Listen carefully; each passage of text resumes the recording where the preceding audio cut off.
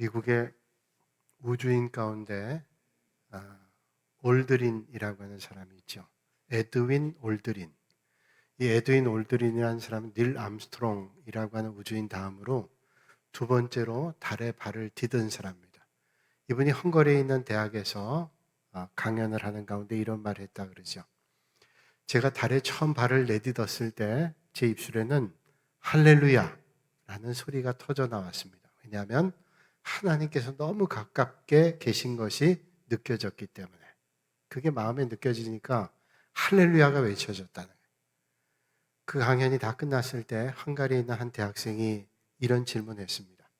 선생님께서 달에 첫 발을 내딛었을 때 할렐루야라고 외쳤다 그러는데, 하나님께서 가까이 계신다는 게 느껴졌다 그러는데, 그보다 먼저 달에 발을 디딘 러시아의 유리 가가린, 소련의 유리 가가린은 아무리 가도 거기 하나님은 안 계시더라. 서양 사람들이 하늘에 하나님 계시다 그러는데 하나님 안 계시더라 그런 얘기를 했는데, 어떻게 하나님이 가깝게 느껴졌습니까? 물었어요. 그때 에드윈 올드린은 대답을 하죠. 성경 말씀에 마음이 청결한 사람은 하나님을 볼 수 있다, 그런 말씀을 했습니다. 그러면 마음이 청결하다는 게 도대체 뭘까요? 오늘 마음이 청결한 자는 복이 있나니 하나님을 볼 것이라 이렇게 말씀하잖아요. 청결이란 말을 헬라어, 이 성경이 원래 쓰여 있는 신약 성경의 헬라어로 보면 이 청결이란 말을 카타로스라는 말로 사용하고 있습니다. 이 카타로스라는 말에서 우리가 잘 알고 있는 카타르시스라는 말이 나오죠. 이 카타르시스라고 하는 것은 마음에 엉어리진 거, 마음의 어떤 상한 감정, 이런 것들이 다 씻겨져 내려가는 것을 카타르시스라고 그러죠. 정화됐다. 그래서 우리가 어떤 일들을 통해서 카타르시스가 됐어. 마음에 있는 엉어리들, 또 상한 감정들이 다 씻겨졌다. 그런 말을 할 때 우리가 카타르시스라고 얘기하죠. 그게 카타로스라고 하는 헬라어에서 나온 말이죠. 서양 여자들 가운데 이런 이름을 가지고 있는 사람들이 있습니다. 캐서린. 이 캐서린이라는 이름도 어디서 나왔는가 하면 카타로스란 말에서 나왔어요. 캐서린이라는 말의 뜻은 정숙하다, 정결하다, 그런 것을 의미하고 있죠. 자, 여러 가지 해석이 가능한데, 그럼 카타로스라는 어떤 말을 가지고 있는가 하면 더러워진 것을 깨끗하게 씻어낸다. 첫 번째 의미입니다. 원래 깨끗했던 게 아닙니다. 더러워진 것들을 깨끗하게 씻어낸다 라고 하는 것이 카타로스, 청결이란 말의 첫 번째 의미입니다. 두 번째 의미는 오염된 것을 제거한다라는 거예요. 씻어낸다는 말도 있지만 오염되지 않은 것을 카타로스라고 얘기해요. 순수한 것 그대로 있는 게 아니라 거기에 뭔가 가미가 되면 오염되는 거죠. 그래서 아주 순도가 높은 우유에 물을 섞었다. 그럼 오염된 거예요. 포도주 원액에 물을 섞었다. 그럼 오염된 겁니다. 그렇게 된 것이 아닌 거, 이게 카타로스란 말이죠. 깨끗하게 씻어내는 거, 그리고 전혀 오염되지 않은 것을 카타로스라고 말씀하고 있습니다. 그렇다면 마음의 청결이라고 하는 건 뭐를 얘기할까요? 마음의 청결이란 말은 이전에는 물질을 소중하게 여기고 세상의 가치를 소중하게 여겼는데, 이제는 세상을 사랑했던, 세상의 것을 소중하게 여겼던 사람이 주님 때문에 기꺼이 그런 것들을 다 버릴 수 있는 거, 이게 청결이에요. 비워내는 거, 덜어내는 거, 그리고 순도를 높이는 거, 이게 청결이라는 거예요. 우리가 이 땅에 발을 딛고 살면서 나도 모르는 사이에 더러운 것들이 묻잖아요.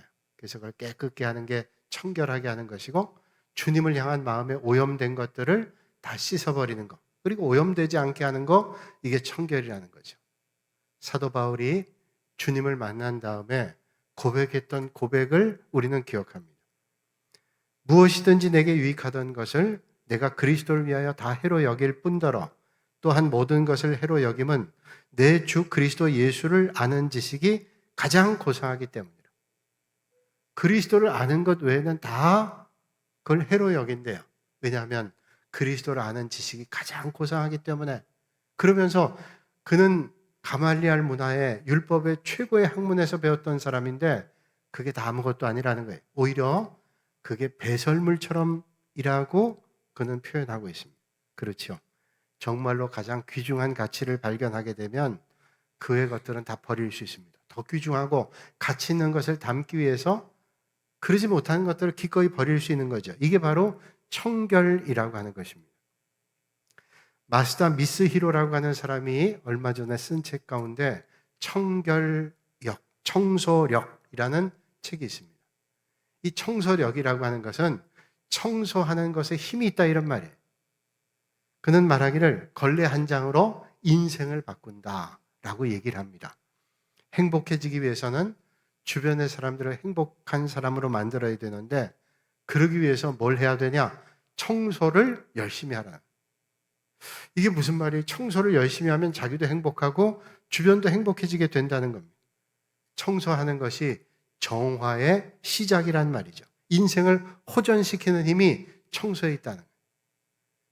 여러분, 우리가 삶의 자리가 힘겹고 어려우면 주변 정리하는 거 제대로 못합니다. 청소 안 해요.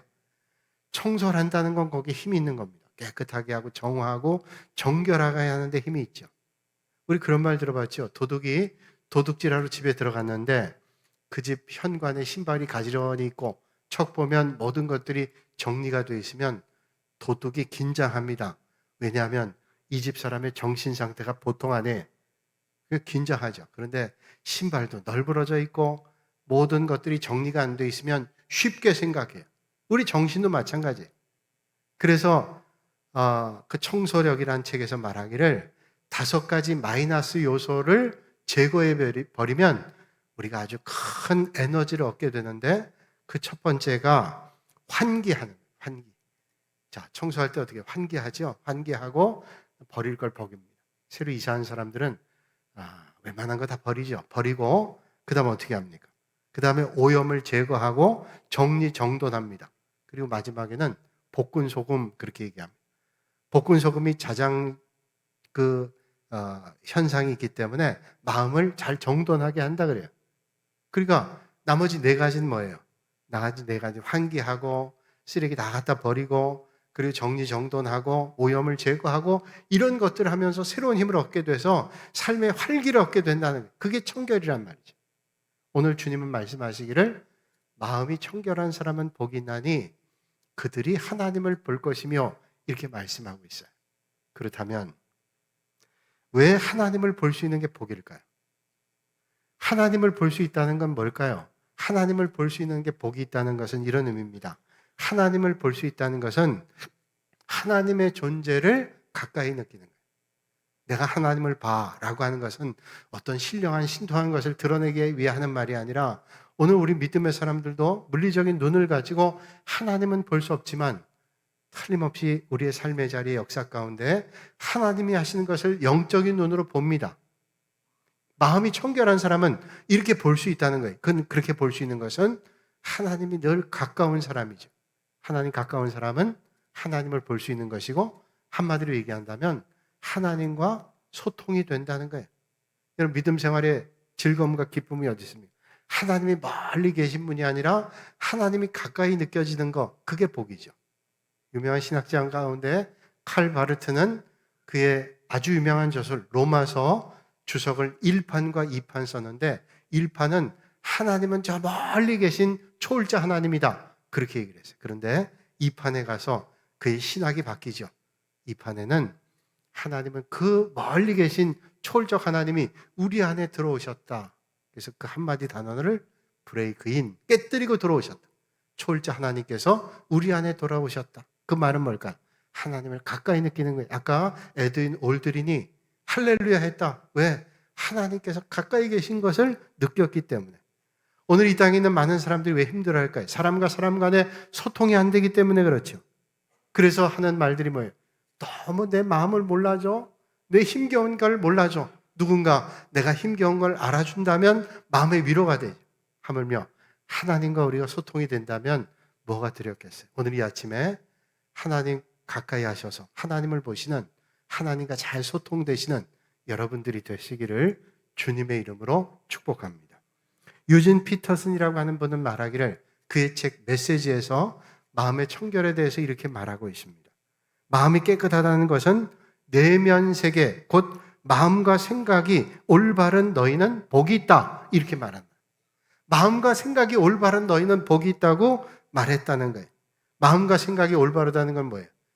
마음과 생각이 올바르다는 건 이게 맞아 틀려 이게 아니라 내 생각이 아니라 깨끗한 마음으로 하나님을 보고 하나님의 뜻을 분별하는 거예요. 그러니까 내 생각이 맞아요가 아니라 하나님의 생각에 내가 맞추고 하나님의 뜻대로 사는 거예요. 이게 마음이 청결한 사람이 하나님을 보는 것이고 결국 하나님과 소통이 되는 그런 복 있는 믿음의 길을 걷게 된다는 거죠.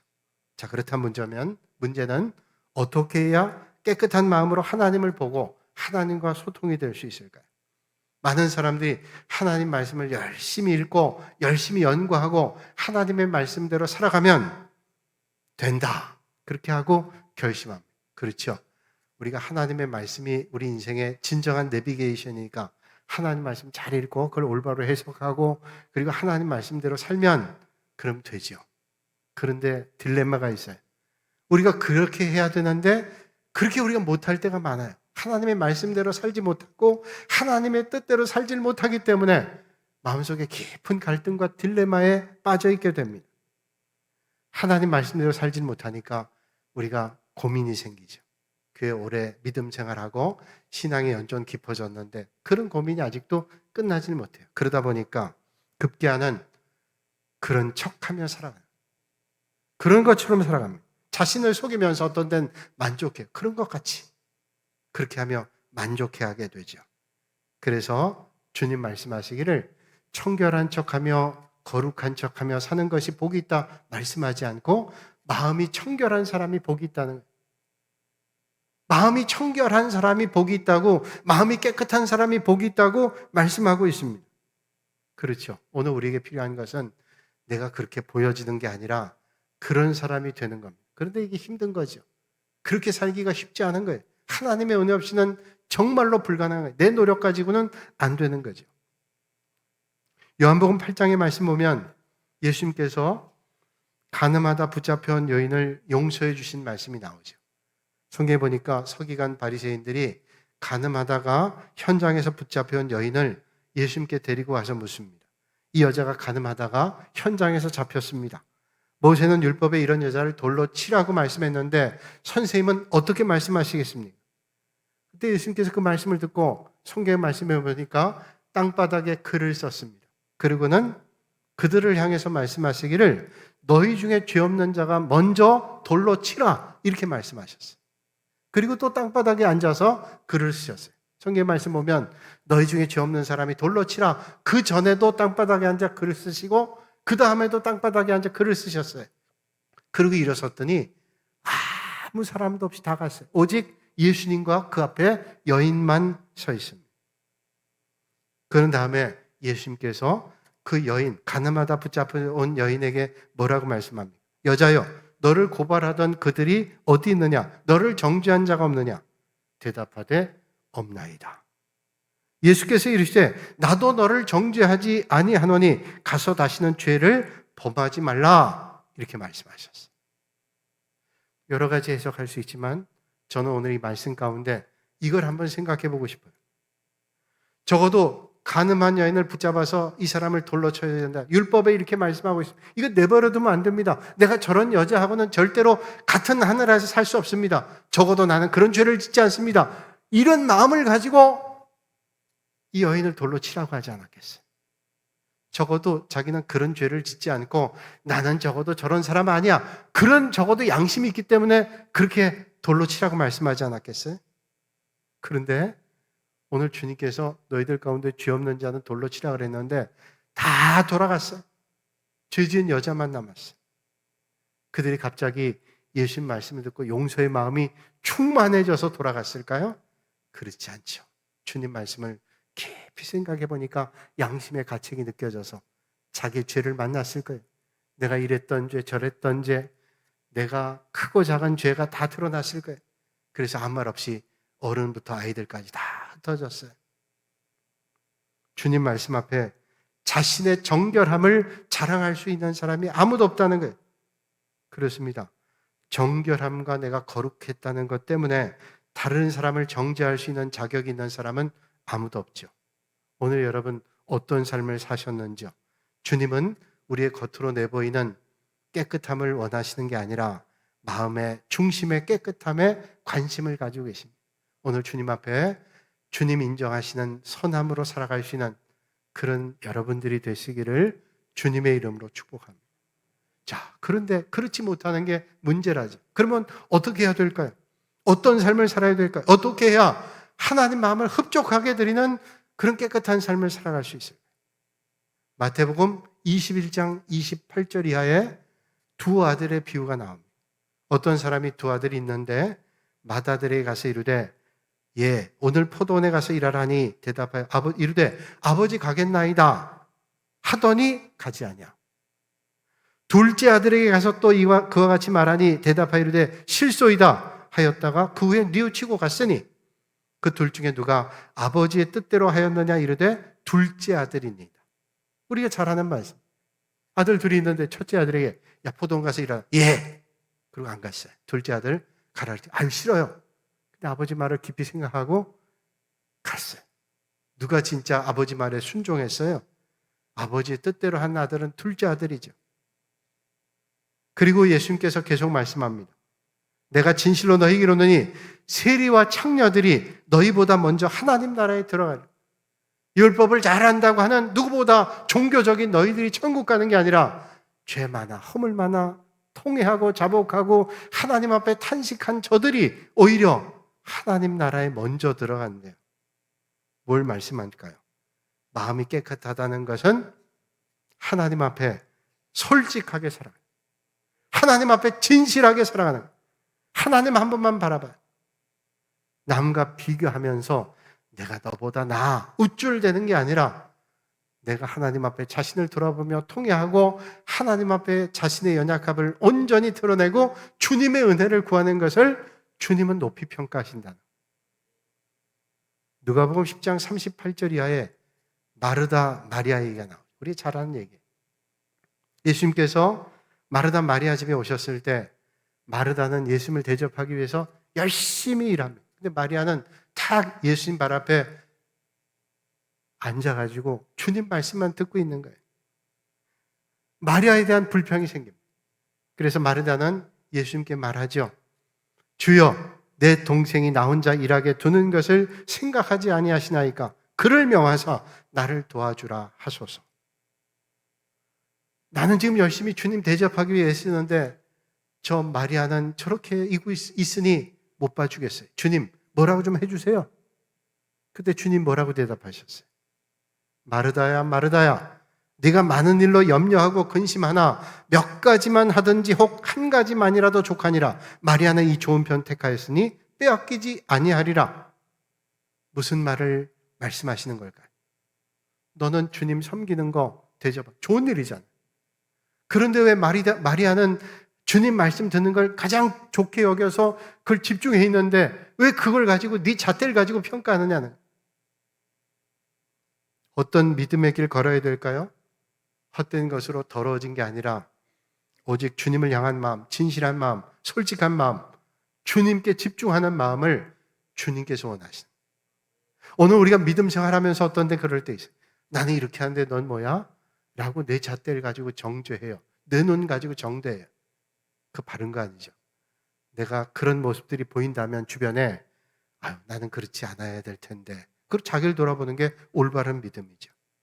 1986년에 펠리카노라는 배가 공해상을 떠돌아다녔어요. 이 배가 항구에 들어가기 위해서 스리랑카도 들어가고 인도네시아, 버뮤다, 그리고 도미니카 공화국, 또 네덜란드, 온두라스 이런 나라에 다 들어가려고 하는데 들어가질 못했습니다. 그래서 공해상에 떠드는 거예요. 이 배가 뭐 문제가 있느냐? 배가 낡기는 했지만 운항하는데 어려움 없습니다. 선원들도 뭐 괜찮은 사람들이에요. 또 배가 들어가는데 법률상 문제가 있는 것도 아닙니다. 그런데 배가 들어오는 걸 다 반대했어요. 뭐 때문일까요? 배의 문제가 아니라 배에 싣고 있는 화물이 문제. 그 배에 싣고 있는 게 뭐냐면 쓰레기입니다. 1만 5천 톤 되는 쓰레기 더미가 있는 거예요. 도대체 왜 이 배에는 쓰레기가 가득 차는가 하면 1986년도에 미국의 필라델피아시에서 공무원들이 파업이 일어나가지고 뭐 청소도 안 하고 쓰레기들이 널브러져 있는 거예요. 그래서 정리가 안 되는데 한 사람이 생각했어요. 야, 저 쓰레기 다 갖다 처리하면 내가 큰 부자가 되겠다. 그래서 한 사업가가 자기들이 쓰레기를 수거하겠다 그러고 그걸 수거해가지고 후진국, 어려운 나라에 가서 싼 가격에 다 그거를 처리하고 미국에선 비싼 돈 받고 그 나라에 가서는 싸게 비용을 들여서 정리하면 돈 벌겠다. 그럴듯하잖아요. 옛날에 군산에도 보면 어떤 창고 저기 그 새만금 가는 그쪽에 보면 창고 하나 불났잖아요. 온 동네 쓰레기 다 갖다가 창고에 넣어놓은 거예요. 불났어요. 그렇게 처리하면 돈 많이 벌 거다 생각해서 했는데 어느 나라에서도 받아주질 않는 거예요. 그 여기 가도 안 받아주고 저기 가도 안 받아주고 그러니까 들어갈 데가 없어요. 여러분, 사람들 쓰레기 오는 거 환영하지 않습니다. 헛된 것 가지고 오는 거 환영하지 않죠. 우리 믿음 생활도 마찬가지. 우리가 이 땅에 살면서 헛된 것 가득 찾아 하나님 앞에 가면 하나님 환영하지 않아요. 다 비우고 청결하게 주님 앞에 나가실 수 있는 여러분들이 되시기를 주님의 이름으로 축복합니다. 오늘 우리의 믿음의 자리가 어떤지요? 마르다처럼 마리아를 원망하고 있지 않는지. 마르다의 문제는 일하는 게 문제가 아니에요. 일하는 것 때문에 하나님의 말씀을 소홀히 하는 게 문제. 그것 때문에 불평하는 마음이 생긴 게 문제죠.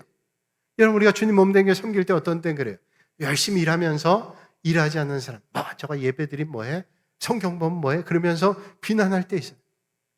여러분, 일하는 게 문제가 아니에요. 일하면서 비방하는 게 문제죠. 원망하는 게 문제죠. 그러면서 하나님의 말씀을 소홀히 하는 게 문제예요. 여러분, 아무리 분주하고 바쁘다 할지라도 하나님의 말씀을 소중하게 여기고 하나님의 말씀 앞으로 날마다 돌아가시는 여러분들이 되시기를 주님의 이름으로 축원합니다. 마음이 청결한 사람이 하나님을 볼 수 있어요. 하나님을 보는 게 복이죠. 왜? 하나님을 가까이 하니까.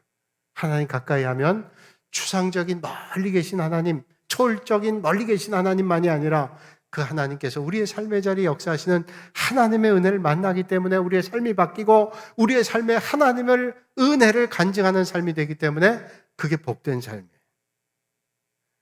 어제 보니까 뉴스에 모로코의 마라케시라고 하는 도시에 6.8도 강진의 지진이 일어났어요. 거기는 유라시아판하고 아프리카판이 늘 충돌을 해서 지진이 많은 나라라 그러잖아요.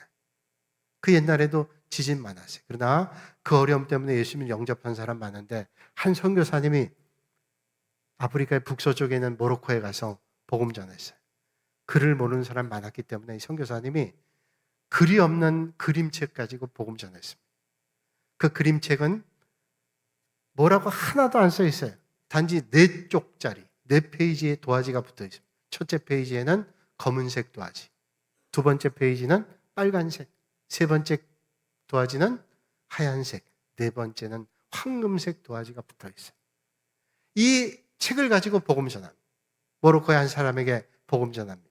제일 첫 페이지에 까만색은 우리가 주님을 만나기 전에 우리 인생은 절망, 깜깜한 어둠과 같았어요. 이 까만색이었습니다. 그런데 예수님께서 이 땅에 오셔서 십자가 보혈의 은혜를 만나하죠. 십자가의 보혈, 빨간색 때문에 우리는 구원받아요. 그 십자가의 빨간색을 보혈의 은혜를 우리가 만나니 우리의 죄가 하얀 양털과 같이 하얗게 되었습니다. 하얀색. 그렇게 된 다음 우리 인생은 황금색, 영원한 하나님 나라에서 하나님의 나라의 영생의 삶을 살게 됩니다. 많은 사람들이 선교사님의 복음의 메시지를 듣고 주님이 영접했어요. 그런데 한 사람이 이제 병에 걸려 죽게 됩니다. 죽음을 앞두고 아내에게 그 책을 갖고 오라고 얘기하죠.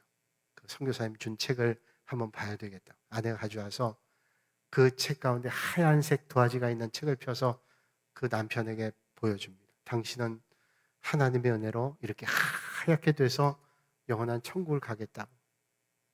그러자 그 남편이, 병에 걸려있는 남편이 아니라고 얘기하면서 빨간색 도화지를 펴달라 그러고 빨간색을 펼치고 가슴에 안고 세상을 떠났어요. 나는 십자가의 보혈이 없었다면 내가 정결하게 될 수도 없고 영원한 하나님 나라의 황금길을 걸을 수도 없는 그런 인생. 십자가의 보혈, 그것만 내가 붙잡는다고 그걸 붙잡았어요. 사랑하는 여러분, 오늘 우리 십자가 보혈의 은혜를 붙잡고 마음이 정결하게 되셔서 주님의 은혜를 만나시고 오늘도 역사하시는 주님을 뵙는, 주님을 가까이 하는, 주님과 소통하시는 복 있는 여러분들이 되시기를 주님의 이름으로 축원합니다. 거룩하신 아버지 하나님, 오늘도 이 아침에 저희를 주님 전으로 불러주시고 하나님께 온 마음을 다하여 예배드리게 하시니 감사를 드립니다. 우리가 마음이 청결해져서 하나님 앞에 진실함으로 나가 하나님을 뵙는 은혜의 사람, 복 있는 사람 되도록 역사하여 주시옵소서. 예수님의 이름으로 기도하옵나이다. 아멘.